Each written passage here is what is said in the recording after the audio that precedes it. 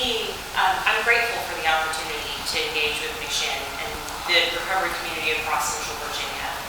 Because I think everybody has their place, and I'm so appreciative of all that Sheriff Gregory does. And for me, I am a bit of a bookworm. I do love a good test. But understanding the fact that there are people in our community who are working so hard on their own recovery, and that there are parents and there are loved ones who are working so hard to support their family members in recovery. And so, what's the place for me? What can I do? And so we really dug into various different pieces of legislative efforts. And so, the idea, and we were at an event focused on this, the President Biden's budget said we're going to do a set-aside this year that the President requested and Congress doesn't, set aside for recovery. Because, we focus on prevention, we focus on treatment, and the money goes.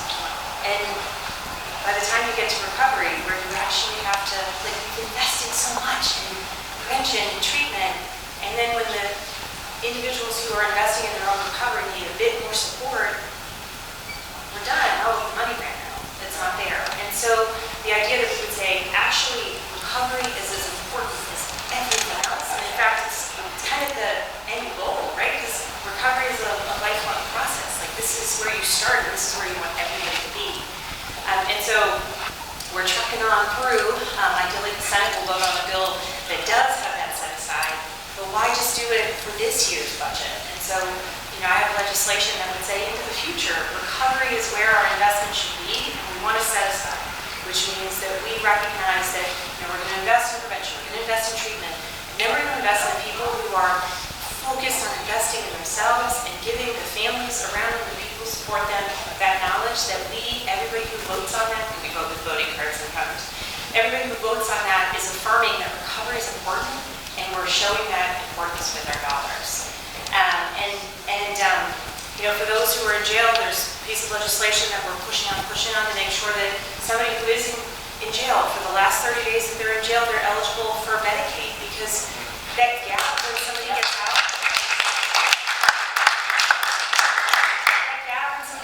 and you get out of jail, and all of a sudden you have to figure out everything. Well, wouldn't it just be so great if when you're in jail, you do the paperwork, it's part of the process. Frankly, it would be a little helpful to the jail to have people covered by Medicaid for the last 30 days. And then when you leave, you know what resources are available, because you're already enrolled, it's already up and running, and you know if you want to use any sort of treatment plan that requires Medicaid, or that's there. So we're working on that. As it focuses on the fentanyl side of things, I've got a bill to ensure that the level, that it is a higher offense if you have a pill press, because there is zero reason that any person should have a pill press in their possession unless they are making pills that will kill someone. And so recognizing that actually even possessing that is a capacity and an intention to do harm by someone down the road when there's counterfeit drugs that are, generally speaking, high risk of being contained in the home.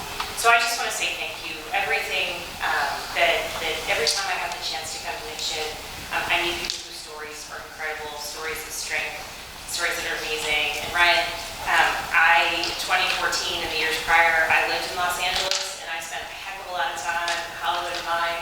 And so I think it's amazing to think that we might have crossed paths. And to now know that I have your book on my desk, and that we're working on the same goals and the same priorities, I think is sort of the incredible piece. So to everyone who's in recovery here, I wish you continued good luck and steadiness as you move forward.